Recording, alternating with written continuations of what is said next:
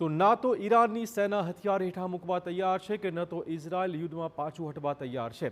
બીજી તરફ અમેરિકાએ ગ્રાઉન્ડ ઓપરેશનની તૈયારીઓ તેજ કરી છે. એક અનુમાન પ્રમાણે અમેરિકા તેના 50,000 સૈનિકો સાથે ઈરાનની ઘેરાબંધીની તૈયારીઓમાં લાગી ચૂક્યું છે. પણ સવાલ એ વાતનો છે કે અમેરિકાના ટાર્ગેટ પર શું છે. ગ્રાફિકથી સમજી દે કે આખરે અમેરિકાના મનમાં શું છે.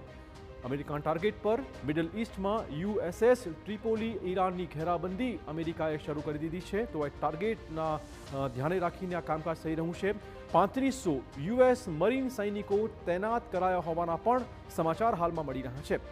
તો અમેરિકાએ એક મોટો ટાર્ગેટ સેટ કર્યો છે, તેના તરફથી આગળ ધપી રહ્યું છે.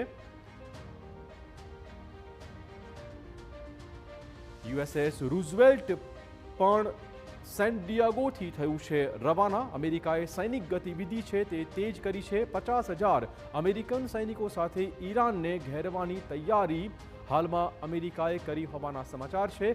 હોર્મુઝ સ્ટ્રેટ પર સંપૂર્ણપણે નિયંત્રણનો ટ્રમ્પનો એક મોટો ઈરાદો છે.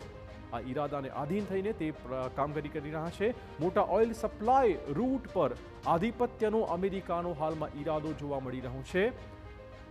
તો આપણે કહી દઈએ કે વધુ એક જે ખાડી છે તેના ઉપર કબજાનો પણ ખર્ગ ટાપુ પર કબજાનો અમેરિકાએ પ્લાન ઘડી કાઢ્યો છે અને તે રીતે જ તે આગળ ધપી રહ્યું છે.